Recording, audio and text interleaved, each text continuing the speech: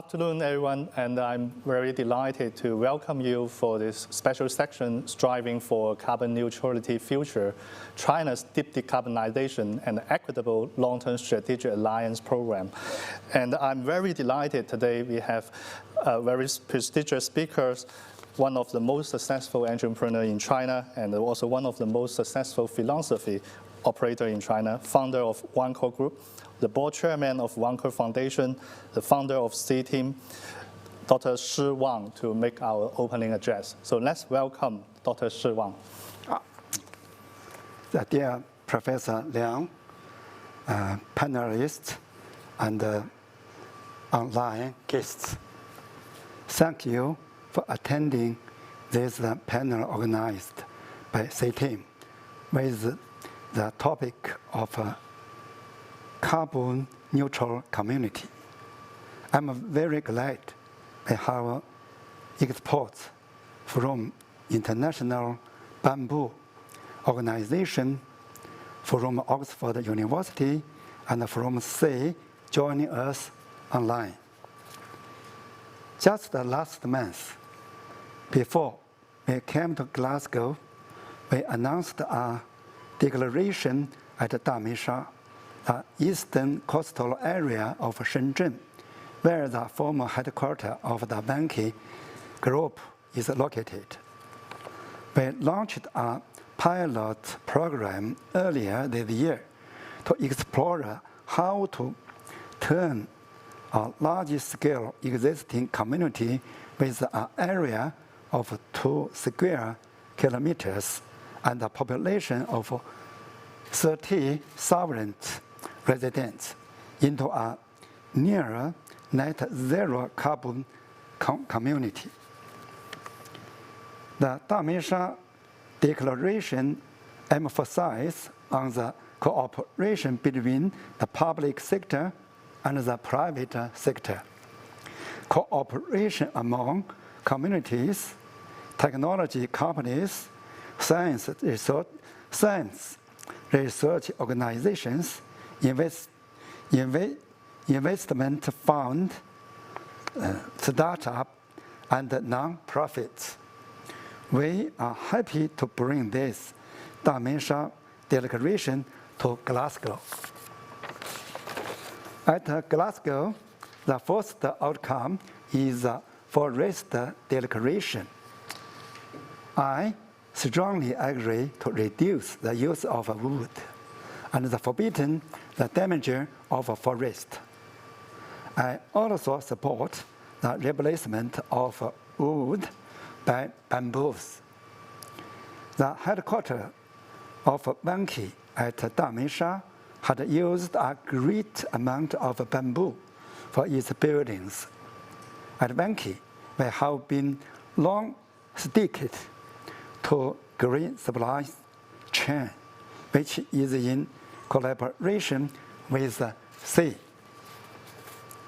and WF and TNC. China and India are 2 big developing countries. We both have a huge population and face similar problems. There are a lot of things that we can learn from each other. For example, I visited Bangalore, India, before the pandemic.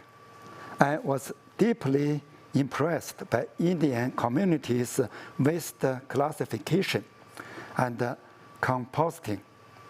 As 2 big population countries, we can learn a lot from each other and share with the rest of the world. We need to break the old pattern of thinking and create new productive forces. We need to create a platform to enable cross-border and cross-sector dialogue, just like today. Thank you for all the panelists and moderator joining us today. Thanks to Dr. Wang for excellent presentation and a very impactful work at Damesha indeed. And now, may I invite Ms. Sun Li, Ms. Li Shun, Chairperson of the Society of Entrepreneur and Ecology, SEE, to give a welcome address. 各位嘉宾、同事、朋友们，大家好！很高兴就气候变化和沿海社区气候适应的议题，由我来开始本次会议的第一个主旨发言。我也很高兴有机会代表阿拉善 SEE 生态协会。作为一个由企业家发起的环保公益组织，我们的会员非常关注并广泛参与应对气候变化、生物多样性丧失和荒漠化等全球挑战。为了能在 COP26 中发出我们的声音，非常感谢我们的合作伙伴 CTEAM 和万科，他们在这个艰难的时刻来到了格拉斯哥，使本次会议能够顺利进行。在过去的1周里 ，COP26 的缔约方们就目标承诺进行了多角度的谈判。对我来说，最兴奋的进展是，包括美国、中国和巴西在内的100多位世界领导人承诺到2030年结束森林砍伐。因为植树造林、恢复当地植被是阿拉善 SEE 自2004年成立以来的一个核心工作。最初，我们通过植被恢复的方式，在中国内蒙古防治荒漠化。现在，我们更加强调植树造林在碳抵消和碳中和方面的能力。今天的主题和植被恢复、植树造林也有一定的关联。由于红树林被视为生物多样性最丰富、碳密度最高的生态系统之一，阿拉善 SEE 及其发起的红树林基金会 （MCF） 一直在中国开展对红树林的保护和修复工作。但在我介绍这个项目之前，我想向大家简要介绍一下中国企业在气候变化方面的行动，以及中国滨海湿地的概况，以便让大家能够更好地理解红树林保护的案例。在今年6月的中国绿色企业论坛上，中国气候特使谢晋华先生发表书面讲话时提到，企业是应对气候变化的主力军，在工业能源效率提升以及向可再生能源转型方面尤其如此。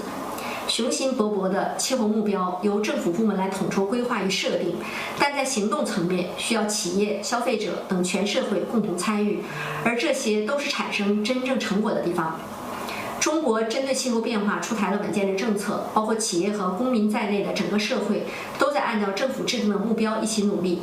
我们提出了一些来自基层的倡议，采取自下而上的方式对社会产生影响。一些最重要的行动包括：第一，提出倡议，比如在2009年 COP15 上提出中国企业哥本哈根宣言，在 COP21 上提出企业可持续发展北京宣言。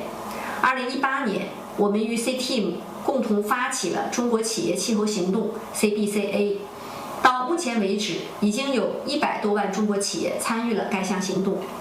第二是私营部门的慈善捐赠。除了提出倡议，中国的环保公益行业在过去20年中与中国的经济崛起齐头并进，私营部门贡献了更多的气候捐款，近年来捐款稳步增加。例如，北京市企业家环保基金会提供了每年数百万的气候资金支持。第三，绿色转型是当前多数行业的一种趋势。例如，中国房地产行业绿色供应链行动鼓励中国房地产企业自愿采取行动，通过绿色供应链管理改善环境绩效，减少碳排放。截止2021年6月，绿色采购的总规模已经达到了170亿人民币。所有这些举措都证明，除了政府的宏观战略外，中国社会也动员起来，准备为应对气候变化做出更多贡献。当王石先生和我在2012年参与发起红树林湿地保护基金会时，我们怀揣同样的信念，希望壮大中国环保非政府组织的力量，并支持当地社区应对气候挑战。我们最终选择滨海湿地作为我们的保护目标。保护海岸带是应对气候变化的关键。从减缓气候变化的角度来看，沿海生态系统是富含碳的红树林、海藻床和盐藻生态系统的家园。健康的沿海生态系统也构成了重要的基础设施，可以减缓沿海社区遭受风暴、海啸和海平面上升的影响。中国大陆海岸线绵延约18000公里，连接了9个省、1个自治区、2个直辖市和2个特别行政区。中国沿海地区仅占全国陆地面积的14%，但却拥有全国1半的人口和2%的经济活动。然而，从1950年到2000年，中国失去了50%的沿海湿地，沿海地区的生态安全受到了严重威胁。由于红树林基金会总部设在位于中国经济最发达、人口超过2000万的深圳市，我们将红树林保护列为我们的重要任务。事实上，全球123个国家大约有80种红树，全球红树林总面积预计1300万到1500万公顷，印尼占有其中的20%。因此，中国和东南亚是红树林保护的关键战场。接下来我详细介绍我们的深圳项目。在深圳湾这个中国人口最多、经济最发达的地区之一，红树林湿地在维持经济发展和人类福祉、保护生物多样性方面都发挥着至关重要的作用。然而，经过几十年的城镇化和经济高速发展，深圳湾的红树林面积大幅减少，生物多样性下降，红树林湿地生态系统不断退化。造成这种生态环境恶化的因素包括城市污水排放、非生态友好的河道、外来入侵物种、病虫害等等。因此，我们必须采取决定性的措施来扭转这一趋势，这样才能充分发挥红树林湿地在生物多样性保护、气候减缓和适应以及减灾方面的潜力。为了应对这些挑战，在深圳市政府的领导下，深圳湾红树林湿地修复项目启动，多个利益相关方参与了项目的制定和规划，包括政府、福田红树林自然保护区、环保社会组织、当地社区以及公众。各利益相关方共同制定了项目的目标和战略。该项目旨在通过保护、修复以及可持续管理红树林湿地，来提高生态系统的服务，并支持经济社会发展。该项目采取了一系列基于生态系统保护的措施，包括河道整治、鱼塘生境恢复、病虫害治理、移除入侵外来物种、红树林种植、滩涂营造以及自然教育等。我在此稍微展开说一下鱼塘生境恢复。我们借鉴香港里湖保护区的鱼塘管理经验，采取了适当的人工干预和适应性的管理方法，在鱼塘营造了深水水域、浅水水域和中央光滩，并在堤岸上种植了芦苇群落，将鱼塘修复成适合不同鸟类的栖息地。深圳湾红树林湿地项目取得了可观的生物多样性效益，并同时提升了人类福祉。湿地的修复使得动植物的多样性得以提升，红树林从空气中吸收并存储大量的二氧化碳，调节区域气候，大大减轻了城市的热岛效应，保护深圳湾2000多万人口免受风暴带来的破坏性影响。红树林湿地成为链接海与城市、鸟类与人类的自然纽带，是休闲和旅游的圣地。同时，深圳湾红树林湿地修复项目也入选了自然资源部和世界自然保护联盟 IUCN 评选的基于自然的解决方案10大中国典型案例。作为红树林修复领域的 NBS 典型案例，有几方面的经验我们认为是比较值得分享的。我们的项目采取了自下而上的方法，将政府、企业家、自然保护区、当地社区和公众汇聚在一起，共同来探讨滨海湿地的修复方法。这使得项目将不同的利益方的利益考虑在内，并确保项目在经济上可行、环境上可持续、社会公正。其次，我们的修复项目基于整体的生态系统来进行，而不只是考虑增加红树林的面积。最后，我们在生态系统修复中采取了适当的人工干预和适应性的管理方法，增强了生态系统的气候和生物多样性韧性。各位同事、各位朋友，今天我们人类所面临的挑战是巨大的、前所未有的。基于自然的解决方案是解决相互关联的气候、生物多样性和健康危机的关键所在，尤其是在脆弱的沿海地区。让我们携起手来，通过自下而上的方法来促进滨海地区的气候减缓与适应，为可持续发展目标的实现做出贡献。谢谢大家。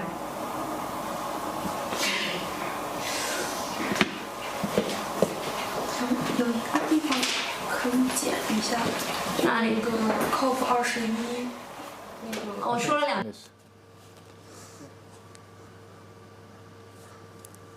So thanks to Ms. Lily Sun for a very interesting explanation about the work currently going with SSE. And I can see the important role of NGO like SSE to tackle how to monitor deforestation protocol reached a few days ago. And now, may I invite our next speaker, Director of India Country Institute of Sustainable Community, Mr. Vivek Adhir, to give an introduction about the importance of improving community decarbonization from India perspective. Thank you.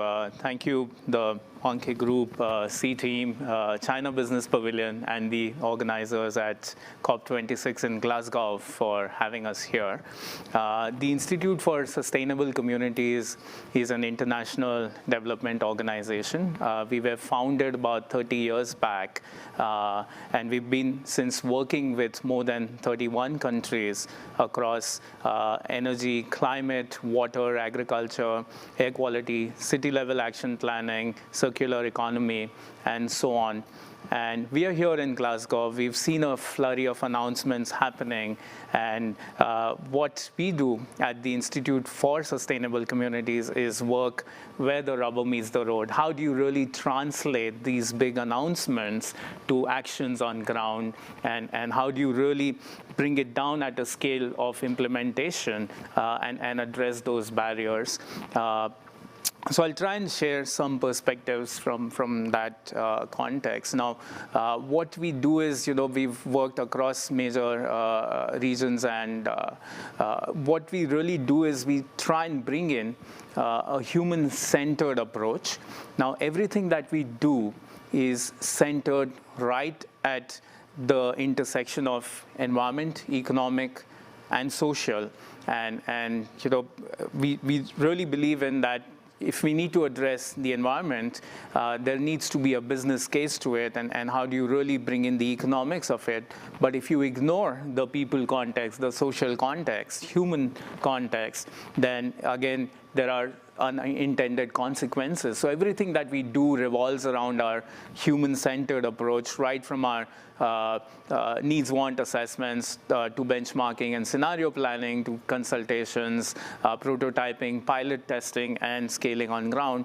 Everything is addressing that human gap between known technical solutions and existing individual or institutional capabilities to really implement and make it happen. Because you might have solutions, you might have finance, but if you don't have that will on ground or your capacity on ground on driven institutes and individuals, then sometimes it really gets into a delay. So we try and address that human gap. And what we do is we integrate all our cutting-edge global science-based tools with locally driven capacity, and how that really translates into pragmatic action on ground and how we can really move forward on that. So that's the human-centric approach that's at the center of our work and our core. And I'll try and share a bit from our work in China. I'm chipping in from my colleagues in China. And of course, as Shi Wang mentioned, there are so many learnings that countries could share. India could share with China. China could do the same. And there is a lot more knowledge sharing happening in that space. But what we've done in China is, we've really developed mostly in terms of how we've stepped up the technical capabilities to deal with the challenges that cities are facing when they are looking at the entire decarbonization pathways. And when you look at decarbonization, we've not just helped build peaking plans, but also advance them towards carbon neutrality and net zero kind of stuff. And we've worked with 13 plus cities in China. That's the map which reflects some of our work.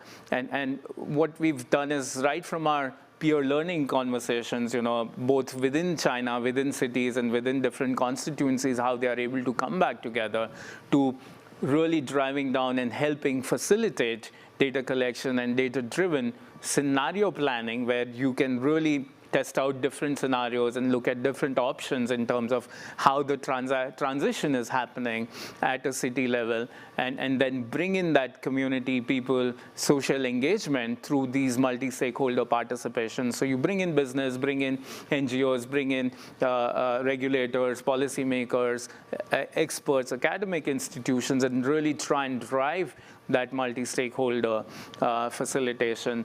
And we don't stop there. We also help out with the cost-benefit analysis on each of these climate actions and help screen what actions might really be best, because it's great to go towards net zero or decarbonization, but to do it at the lowest economic cost and at the highest positive impact that you are able to bring in on people and communities, that's the kind of learnings that we do.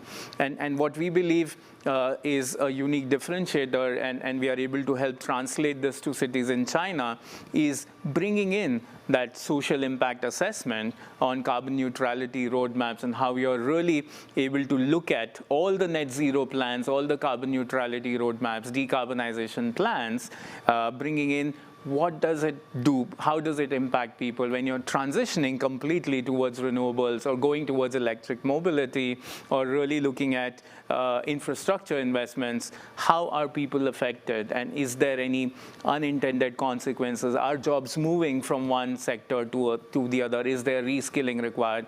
Is there an engagement between local leadership and communities that are responsible or that are having impact from that kind of decisions? So that's what we do in China. What we've done humbly here is started our work with 13 cities. What we project through the benefit of our work and planning is about 40 million tons of carbon dioxide equivalent GHG emission reductions by 2030. And when you look at it from a 2040 scale, it scales up to 100 million tons equivalent of carbon dioxide. And we also bring in those institutional capabilities and expertise on ground so that we are able to work with local solutions. And we've raised 1,200, we've trained 1,200 plus urban professionals, worked and built capacities of 24 different government agencies and other technical providers. We've helped and supported adoption of 12 national and subnational policies. So that's the kind of work what we've helped out. And also, we are not doing this alone. You know, we are coming in with some initial stuff and our work, but we've also leveraged about $5 million in private and non-public, non-USG funds. What this has also helped out, and just one example, our work with Hunan, where we were helping with the peaking study there, has helped the city, the province, unlock $200 million of ADB funding to support low-carbon infrastructure investments and stuff. I just introduce our project here, what we are doing with the China Deep Decarbonization and Equitable Long-Term Strategies Alliance. We call it the China Delta Project. This has been graciously supported by the Swedish Postcode Foundation. It's an 18-month initiative where we are trying to expand and scale up from some of our learnings that I just mentioned. So we are working with 3 cities, 3 mega cities in China, each with a population of about 35 million and more. And again, we've been talking about impact and how, you know, at what scale. And when you bring in the India or China context, anything that you do with just the scale and the population, the impact is huge. And we've been working with 3 cities here, Guangzhou, Changsha, and Tianjin, worked with local partners. And what we've done is we've aimed to build in not just long-term cross-sector city roadmaps, but also try and build in more concrete, shorter terms, which really act as milestones and help us assess our progress towards these cross-sectoral, longer-term roadmaps. And then we are also helping disseminate through the case studies and create the tool which is more relevant from the social impact side, which can be scaled up to different places in the region. And just quickly, I'll share an experience that we are trying to bring in our China Delta project from our past work in Zhongshan. I was mentioning about institutional capability and filling in that human gap. We've helped establish a local NGO institutional setup that works with the city governments to not just look at the plans, but also help it implement on ground. And when you have a local institutional setup, you're able to take it to the finish line. And sometimes it's about setting up this local NGO. Sometimes it's about building in interdepartmental committees within the city level administration, or it is just having an independent steering group or a task force that looks at it. And what we've done is having this cooperation extended to a wider constituency and look at it from a range of programs and projects, including district cooling, solar panel installations, public space redesign, and coming up with family carbon calculators and looking towards schools and getting kids early on into this initiative. Another case study is in Guangzhou, where we've helped the Municipal Ecological Environment Bureau to really expand and learn from international experiences, and we facilitate dialogues and peer learnings and really built in that technical capabilities with the local partners that really are driving cutting-edge solutions there. So we have an entire 18-month roadmap. This is our first phase of the work, and we welcome participation from more partners to see how we can expand this work from the 3 cities that we have now started to 30 cities in China and really help the country move forward and showcase leadership in this entire net zero space and do it in the most equitable manner. And to leave behind, this is my last slide, what we'd really like everyone to do is think about that human-centered city transformation. When you're looking at transformation, look at it from a human-centered, community-centered point of view. And to do that, engagement across stakeholder groups is very important and necessary, not just at the end, not just in the middle, but right from your planning towards your solution landing and implementation, and really address and prioritize the socio-economical changes that happen, because any carbon neutral pathway is bound to come up with some massive radical changes, and this might have different impacts on people, and then keep sharing and engaging on the best practices. So I'll stop here. Thank you again for the opportunity, and look forward to partnering more on our China Delta work and take it to the 30 cities vision that we have. Thank you again. Yes, thank you very much. Thanks to Adhir for the excellent introduction, and it's really amazing to have already done so much work across the country. And I look forward to your successful scale-up of your initiative. And now may I invite our last speaker from the International Bamboo and the Rattan Organization, Mr. Chen Sanlong, GABAR coordinator, GABA coordinator, to introduce his works in this regard. Thank you very much. Good afternoon, good morning, good evening from different parts of the world. I'm Long from International Bamboo and Rattan Organization.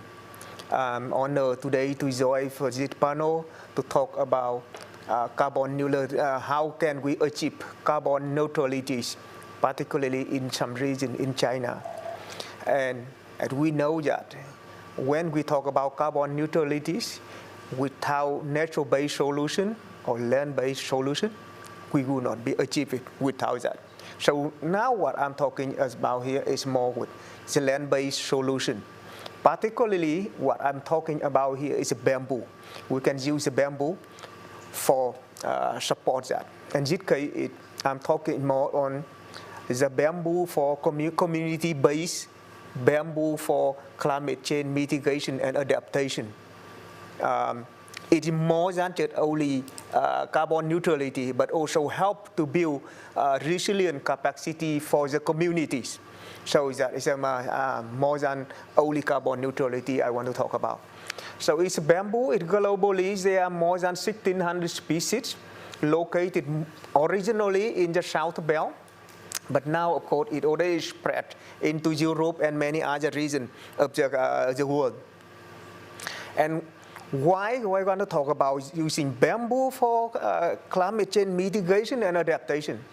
The first one, bamboo is one of the fastest growing plant on Earth. Annual carbon sequestration, they can reach up to 25 tons per hectare.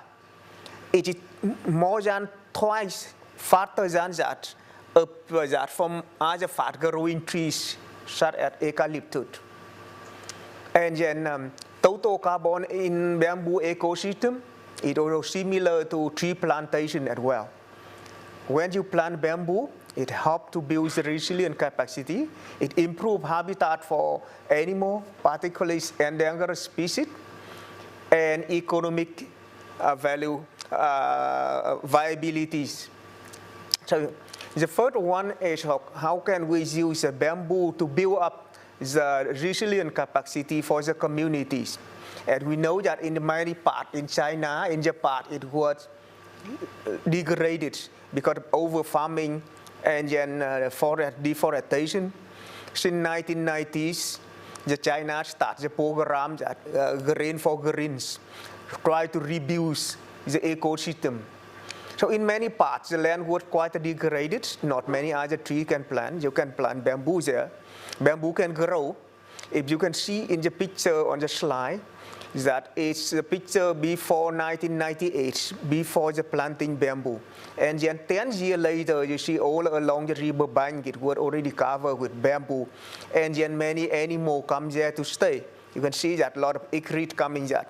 So bamboo is very effective for, number one, to control the erosion, especially along the steep slope, river banks. They control landslide. They also refill the water as well. They are very good for windbreak. Strong winds, they bend, but they don't break. They improve the soil as well when you plant them. When you plant bamboo, bamboo provides so many opportunities for rural livelihoods, income generation activity. There are more than 10,000 products developed from bamboo, tire products. Yeah? It can be more than 10,000 applications. It's from various range, from very simple products, like from baskets, from foods, and then to high-end engineered products, and even cosmetic products. And as well as recently, number of bamboo products were developed used, to substitute for single-use plastics that could help to reduce the use of single-use plastics. And bamboo also very good source of energies as well. So this is how we can see that when you use a bamboo, it helps for diversification of activity. It is very important when you cope with the changing of the climate for the community. Integrated bamboo, it is a kind very eye-catching and it's quite attractive. It's good, very good for ecotourism. I take example in Anji, China, in 2011, when the bamboo program started up there, in a year, they attract 8 million people come to visit the community, the county, there 8 million people. And product, only the bamboo shoots, they sell bamboo shoots there, it's value for $2 billion US. This is quite significant for whole of the development of economic development of entire county, you know. And they provide a lot of jobs, more than 100,000 jobs created in Anji. China alone, bamboo sector provide almost 10 million jobs. So when we talk about why bamboo is used for helping for the climate change mitigation, the first one is a carbon storage in bamboo ecosystem. It's ranging 1 hectare bamboo, if you plant it, they can store carbon between 94 to 392 tons of carbon per hectare, so the whole entire system. And then, from there, if you use a bamboo product to make durable product, if you can see that now with the new technologies, you can make product last for 30 years to 50 years. So significant amount of carbon stored in that. If you calculate that 1 hectare like for example, we just make it simple like Mushu bamboo. They can annual carbon sequestration around 10 tons per hectare. Most of the kind it is low management, it's around 5.6 tons per hectare, that's very small. And then the product made into the durable product, carbon lock in there. We make an estimation, if 1 hectare of Mushu bamboo, and then you plant it, keep it over 30 years, carbon stored in bamboo forest, in the products, it's more between 600 to 700 tons of carbon per hectare. That's quite a significant. Another important part is many bamboo products are carbon, either even some certain is carbon negative. If you import bamboo product to Europe, end life of the bamboo products they use for thermal generation of electricity, which substitute to fossil fuel energy, then it reduce emissions there. So many carbon product is carbon negative. They can use substitute for high carbon intensity products like aluminum, PVC, steel, even timber from unsustainable forest exploitation as well. So this bamboo will help a lot for reducing the emission here. With the technologies, you can use bamboo to substitute to any type of other product, including steel, including PVC. So it will help for the carbon emission reduction here. How we can use that, the bamboo in China, in the community, we can see that it's all degraded land and then marginal land around the house, around the community, we use bamboo to plant there. So carbon will store in bamboo system there, and then they use the products for development. Bamboo is from grass family. When you cut, they will grow. They will not, you don't have to plant them. More you cut, more they grow. So it will help for both. And number of other one, in the rural area, you don't need to build concrete house. You can use bamboo, make bamboo house there. You reduce the emission. It's an example of rural bamboo houses. And even some kind of ecotourism lodge, they make with bamboo. In this case, you will reduce emissions there. Bamboo also helps for substitutes other sort of energies, especially in rural area. In some area in China it's less, but in the worldwide, it's around 90% of the population is use biomass as a sort of energies. The bamboo can help. Either you can burn directly for cooking, or you can make charcoal, or you can gasify, or you can make bamboo ethanol. Get all the technology available and application as well. I could see here, it's for example that it's a small scale of bamboo gasification, which apply most of the in many remote community where INBA support the project to help them. It's 250 households. We set up a small gasification plant. It's around 25 kilowatts hours. Communities use the bamboo around the area. Daily they burn around 180 kilograms of dry bamboo. They run for 6 hours. Enough energy for community for in 6 hours there. And if you look like that, they, in the past, they use diesel to run the generator for electricity and high emission. Now you use bamboo, you only need between 1.5 to 2 hectares. And then you can reduce around 28 tons of carbon per year from using diesel, stop using diesel. So that, in my conclusion is that, with a fast-growing and highly adaptive plant like bamboo, it can contribute to build a sustainable community through protection and prevention from natural hazards, disaster, building the living ambience, the environment for the community, and then provides material, bio-based material for construction, for other development, creates jobs, and then of course they help for emission reduction, emission removal as well.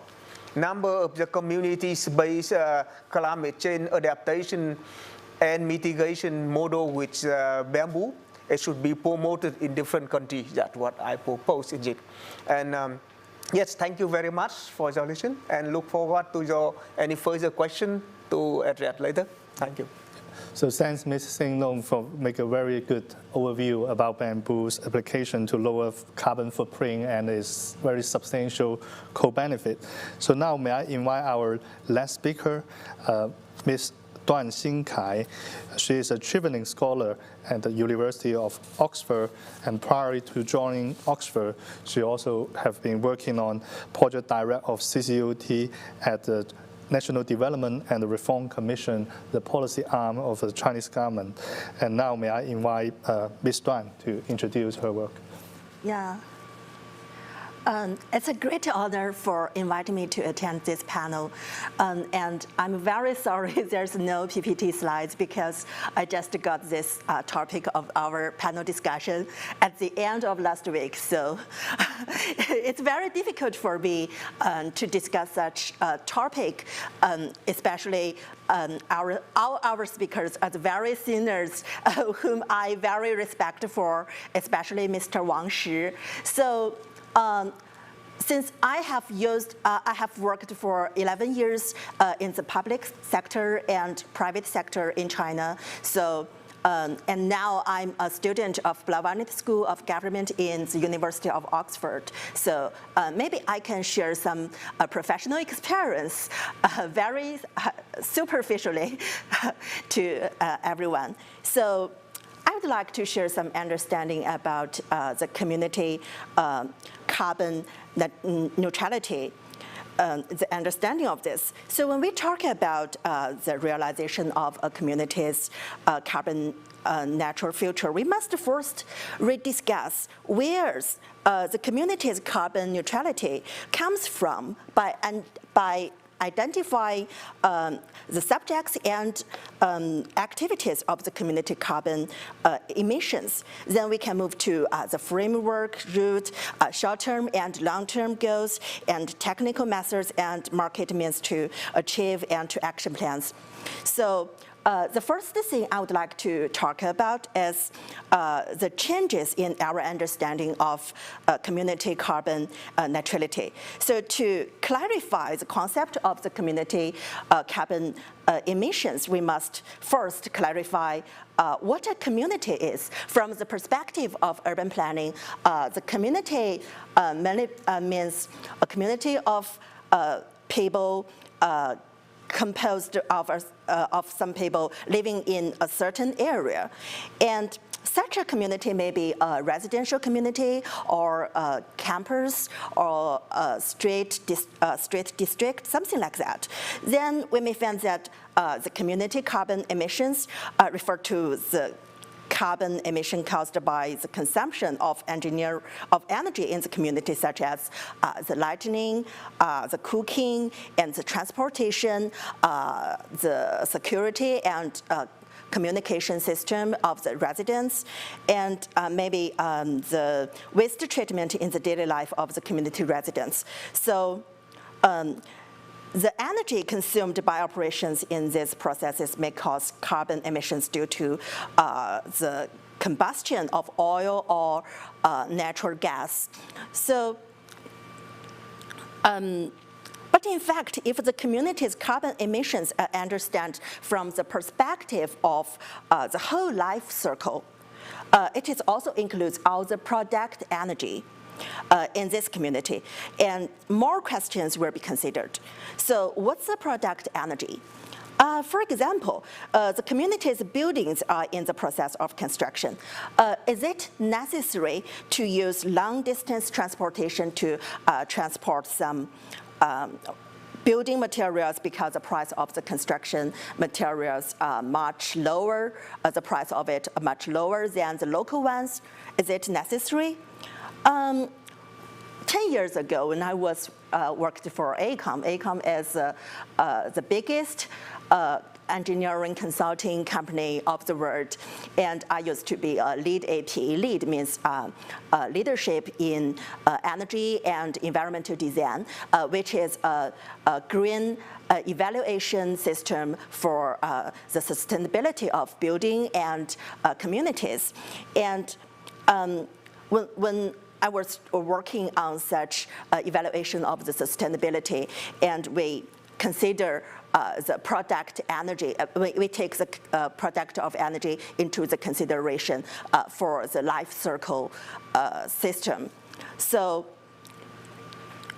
I would like to say when we evaluated the sustainability of individual buildings or the communities, we must take the life cycle cost into consideration. And in fact, the construction of carbon natural communities in China today is increasingly considering the dynamic impact of the full life cycle and residents' lifestyles on carbon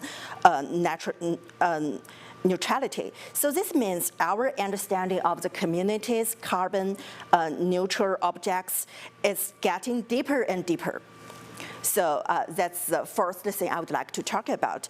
And secondly, I would like to talk about some changes in our technical methods on the issue of community carbon neutrality. So after understanding the source of community carbon emissions and identify the main carbon emission subjects and activities, we could further understand the community's carbon neutrality from the framework route, which is generally referred to as reducing carbon emissions and improving carbon absorption. So in fact, we have found that it is somewhat difficult to evaluate the implementation elements of these 2 points on a community scale. Yeah, it's very difficult to consider such things on the scale of a community. So when it comes to reducing carbon emissions first, there will be a comparison between before and after. So what were the carbon emissions of this community before carbon reduction? How is the data collected? And who will collect and dispose the carbon emission data? And what accounting standards are used for to calculate the effect? And because cities and communities are a very complex, giant system that runs all over the time, so it is very difficult to scientifically quantify and evaluate this work. 10 years ago, when we were working on, we planning a low carbon city area in Tianjin, and we proposed to improve the community's pedestrian system and increase the walkability of residents in this area to achieve the goal of reducing carbon emissions by allowing people to drive less. Yeah, and so, however, due to the technical limitations of that time, a lot of work may still be based on static assumptions. So, but today, through the collection of urban big data and open data, real-time perception and modeling and prediction of the operation status of cities and communities. So we can use data to describe the true operating status of the city more accurately, and so as to better evaluate the effect of reducing carbon emissions. So in addition to reducing carbon emissions, we also hope to increase carbon absorption. In fact, this problem was also very difficult to evaluate on the city or community scale. But today, there are still some advanced technical methods to help us to restore our efforts in community carbon absorption as accurately as possible. For example, you may know nowadays China is building a new district named Xiong'an New District. Yeah, and because the Xiong'an was built from a blank sheet of paper, yeah, it's totally a blank sheet of paper. And so there's an opportunity to integrate the concept of digital twins with the city's planning and operation from the very beginning. It's very interesting, and the simple understanding of the digital twins, we can understand it as a one-to-one mapping between the physical space, all the elements of the physical space of the cities and communities to the digital virtual space. It's one-to-one mapping relation. So For example, every tree in Xiong'an has a QR code. And the various growth data of each tree is recorded on the urban digital twin platform in Xiong'an. So by tracking the growth information of this tree, and such as annual diameter as breast heater, and combined with the type of the tree, and we can actually calculate the annual carbon absorption data of this tree, and then we can further get the carbon absorption effect achieved by the entire community or the entire city due to afforestation. It's very interesting. And finally, I would like to talk about the market-oriented methods for carbon neutral community. When we talk about carbon neutral communities, ideal goal is to achieve a balance between carbon emissions and carbon absorption in the community itself. If you cannot balance it yourself, and you need to buy carbon emission indicators from other communities through market, means to achieve carbon neutrality. So because I'm currently a Japanese scholar at the University of Oxford, so I would like to share an example of the Oxford Zero Carbon Community Report released in 2020, which is called the Offsetting Principles of the Net Zero. The report proposes users could individually or collectively enter into a long-term off-site purchase agreements, similar to the power purchase agreement, which supercharged solar and wind development. Such agreements provide long-term guaranteed revenue stream that allow developers to finance carbon projects upfront, and they provide price certainty for off-site users. This could be designed as contract for difference, or could have different core to put option characteristics to provide a credible price signal to suppliers to motivate investment. And while giving buyers the flexibility and value from the money. So compared with the pure cross-regional purchase of carbon emission indicators, this example considers more incentives for buyers, sellers, and other stakeholders. And I think it is also very, it is an improvement in our discussion of carbon neutrality community topics today. So that's my sharing. Yeah, so thanks, Ms. Duan Xinkai, for very interesting sharing of knowledge and experience related to sustainable community, and give excellent definition about the concepts. So now we got roughly 22 minutes left. While we are very welcome online audience to ask questions, and we may be able to pass one or two to the panel speakers. I would like to ask the first questions to Director here, and about your excellent talks about India and China's sustainable community. So what do you think are the most important driver to make sure the transitions to carbon neutral community become for the successful transitions? What do you think are the key drivers, most important one? I think what we've now realized, and thank you for the question, what we've now realized is going towards carbon neutral is the only way to good economic development and social development. And when we build in these plans, we don't really want this to be in the manner that, okay, we'll only focus on energy or transport or waste, or look at it from a mitigation point of view. But when we look at this entire plan, we need to look at it from a holistic, whole of community, whole of society approach. And this is where bringing in the human-centered solutions really makes a lot of sense. And what we've learned is when we try and build in social impacts, where we are able to really drive how each of the actions that the city undertakes towards its transition and towards its decarbonization and net zero plans have multiple impacts and multiple kind of reflections on how communities are able to absorb some of these decisions. And so understanding the cost, understanding the behavior, understanding the challenge on how all of this implies to people, and then mapping it in a really robust manner with the right set of indicators, with the right set of data, with the right set of consultations, and doing it in a nice integrated comprehensive format and bringing in that social impactment very well entrenched into your decarbonization plans or carbon neutrality plans is amongst the most important driver according to us. Yeah, so thanks, Vivek. I would like to ask a follow-up question for your very good point.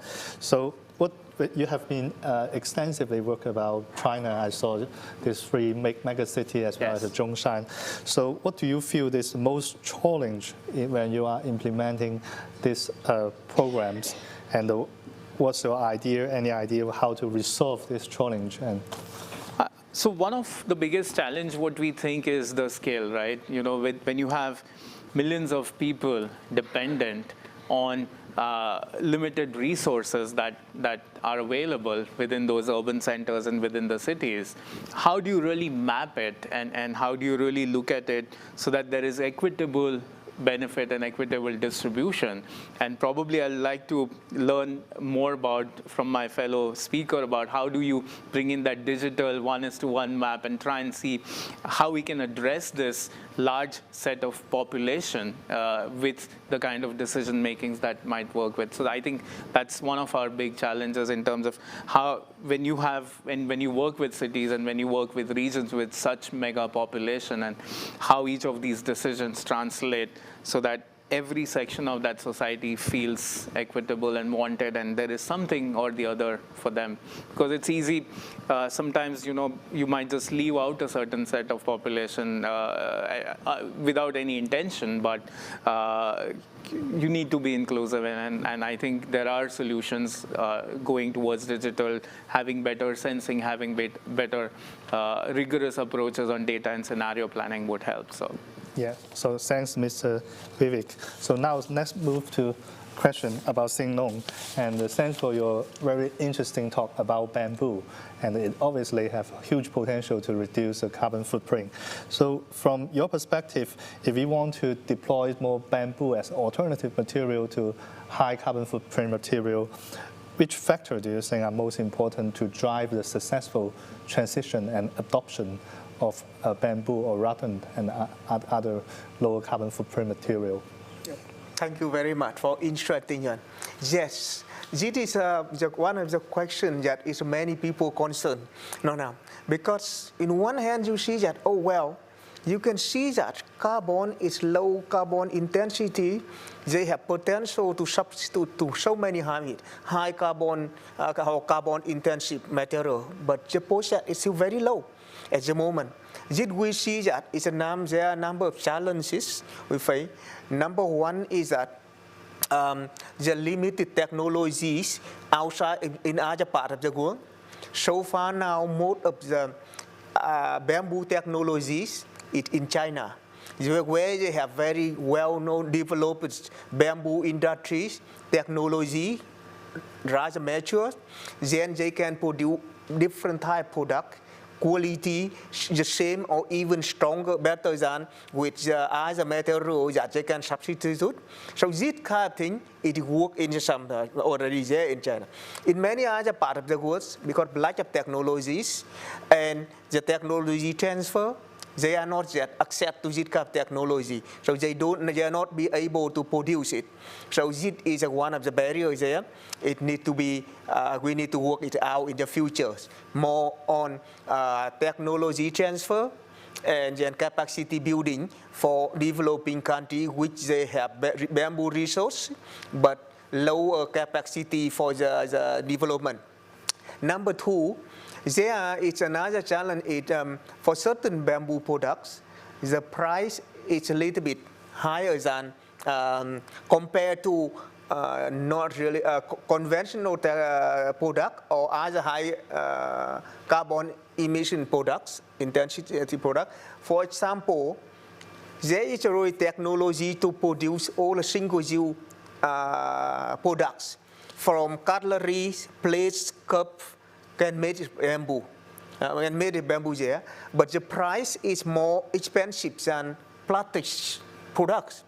Then this one, of course, it's only certain country where it's people are highly educated. They will accept that. They will buy bamboo product, low carbon emission, low carbon intensity products to use it. But many other countries, they prefer cheaper. So this is a need to work it out. One hand, we have to raise the public awareness on using which one you choose. Price or for environment. This is also in discussion in some case to case, but we have to go out. The other one we need to work with also government level. We need to have the government policy. We need to support green economies, which means that like in Europe, they promote circular economy or they ban certain single-use plastics. If the government also doing something like that, it will work it better. Of course, we need policy from government. Can be two sides. One is limited the use of high carbon intensity product, or provide some subsidy for greener product like bamboo, so they can compete with other products. Thank you. Yeah. So thanks, Long, for very interesting talk about different barriers and how you may propose to address it. So I would like to ask a further question, which is very important. You talk about use public policy to try to internalize the external benefit of adopting more bamboo. So you also raised some proposed approach. So could you give us some more example about how different countries may use a policy to encourage bamboo right now? Is there any successful experience or lessons you can share with us? Yes, this is a number of countries. It have, for example, I say that it's a practical example. For example, like in Philippines, they want also have a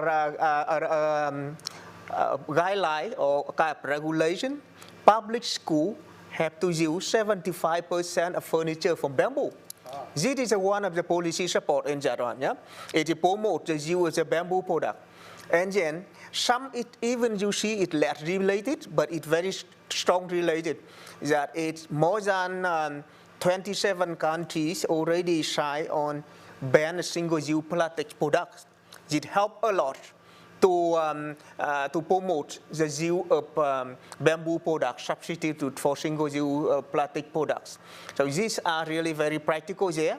And how you can work it out here? We really need to work at all the different levels. From government point of view, the government have to have a strong vision in long-term vision on more carbon neutral and environmental friendly green economic development.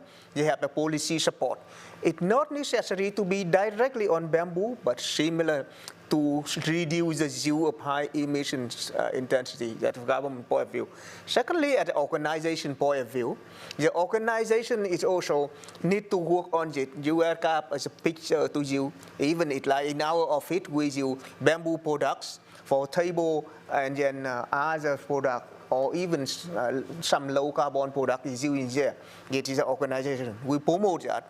So with you, individual, we also have to be more concerned about what we should do, how we should consider before we really take something into take a product, buy some product, or use some product, even our eat food as well. Thank you. Thank you. So a quick follow-up, you raised a very interesting example about Philippines government requires 75% of furniture for school have to use bamboo. So this is a mandate or is a voluntary?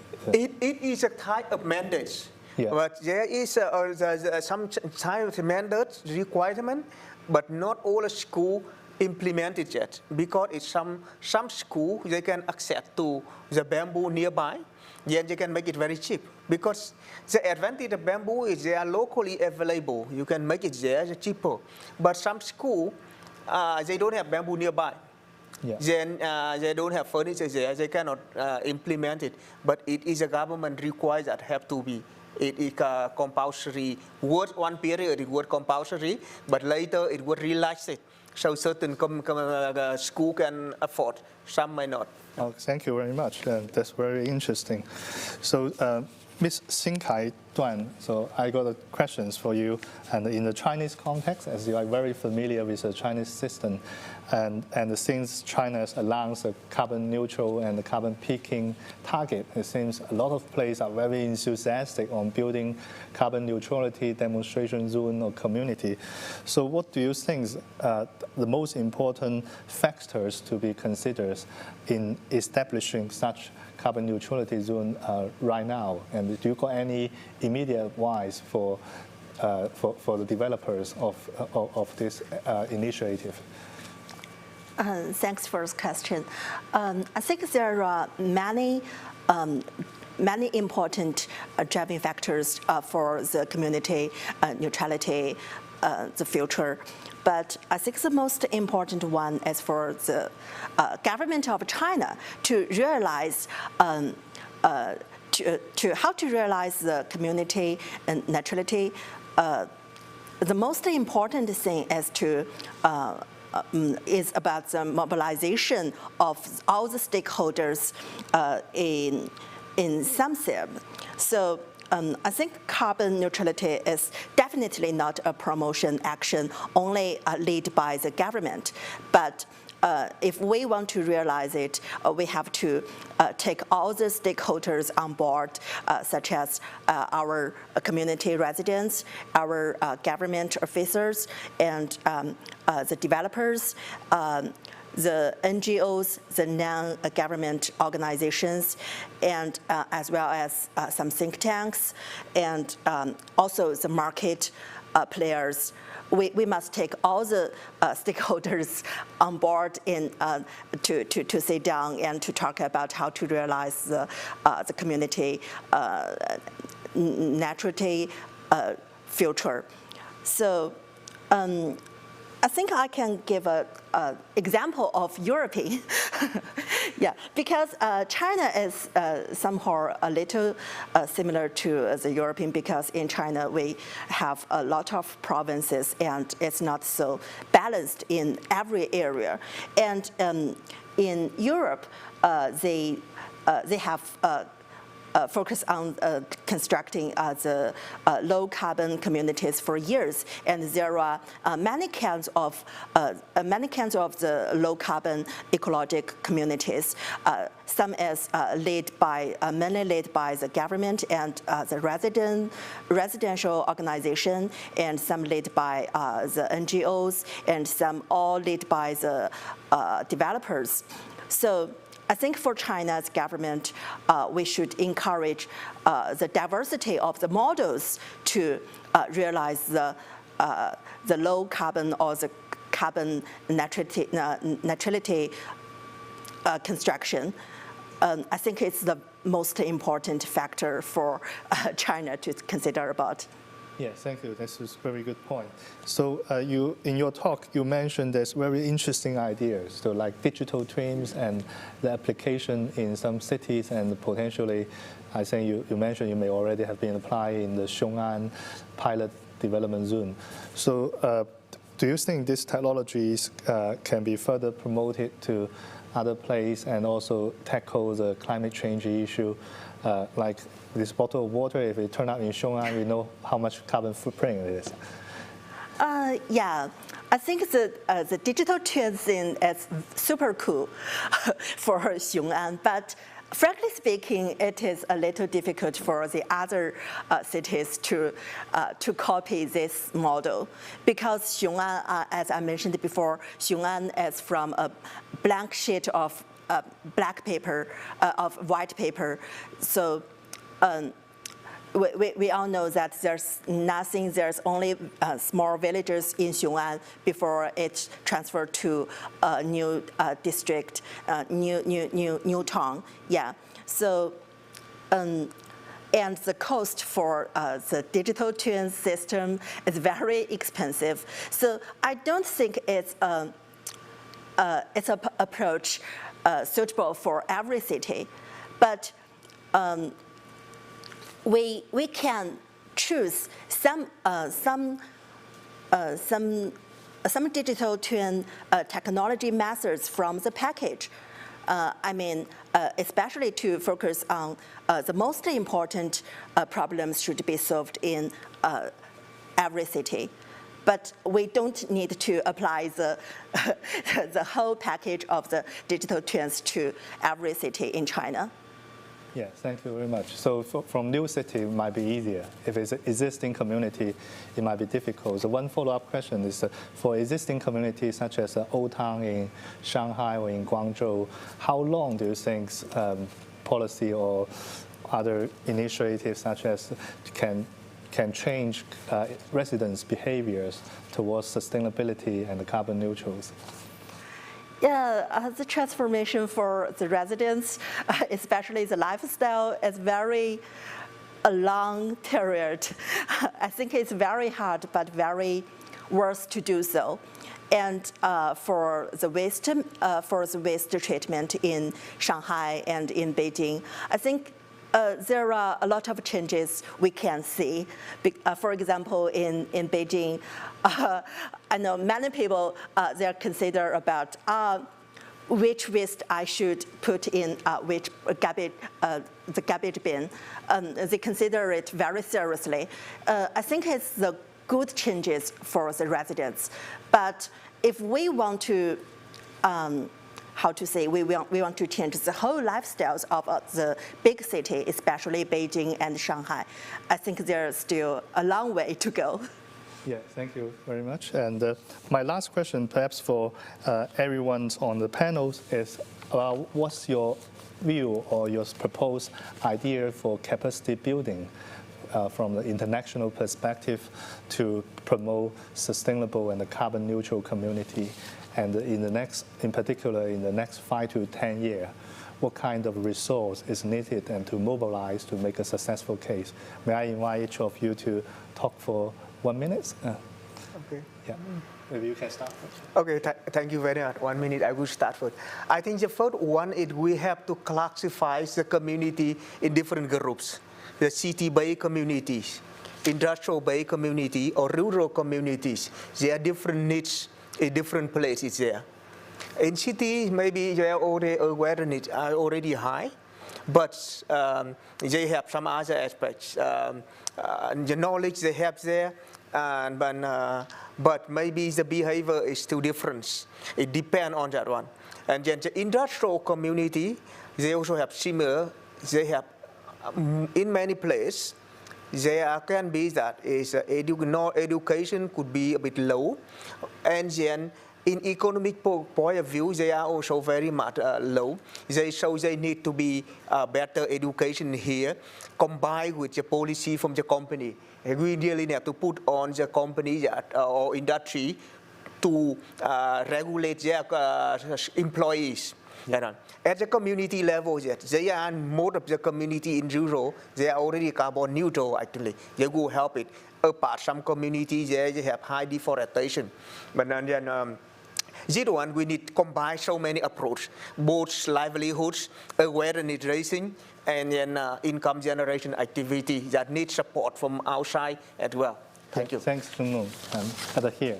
Right, indeed. And I'll probably add on my fellow speakers' points, in terms of how do you build that capacity across these different constituencies that he described.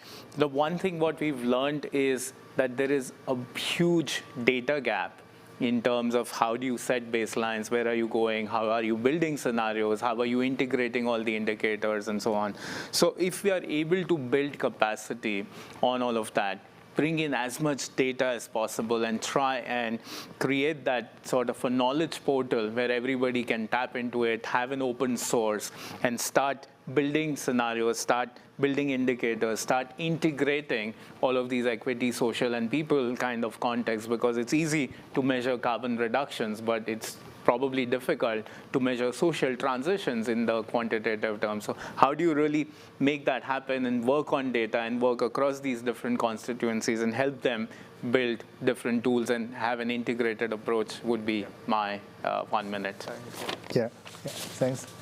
I do think there are some technical methods, such as data gap and some market-oriented methods to be considered in such a process.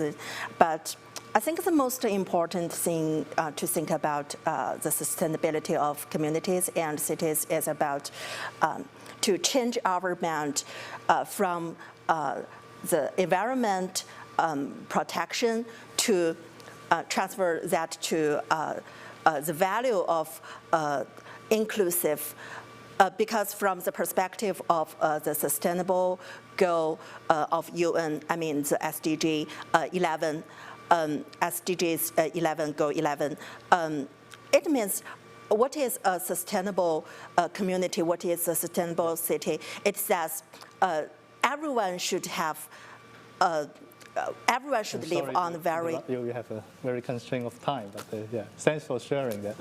So thanks for the panel to share the different views today, and let's keep implementing. Yeah, sorry. Thank you. Yeah.